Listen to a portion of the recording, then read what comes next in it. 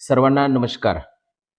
मकर संक्रांतीच्या सणाच्या दरम्यान मोठ्या प्रमाणावरती लोक पतंग उडवण्याचा आनंद घेत असतात आणि तो आनंद निश्चित घेतला पाहिजे. परंतु बऱ्याच वेळा पतंग उडवताना मांजाचा वापर केला जातो, की जो मांजा जो आहे तो अनेक अर्थानं जो आहे तो घातक आहे. बऱ्याच वेळा दुचाकी स्वाराला सुद्धा कधी-कधी काय होतं, की जखमा होतात किंवा कधी-कधी फेटल होतो. या मांजामुळं अनेक पक्षी जे आहेत, तर ते अडकून त्यामध्ये मरण पावतात. कधी-कधी असा जो मांजा आहे, जो आहे, तर तो विद्युत तारेला चिटकून शॉर्ट सर्किटच्या घटना झालेल्या आपल्याला दिसतात.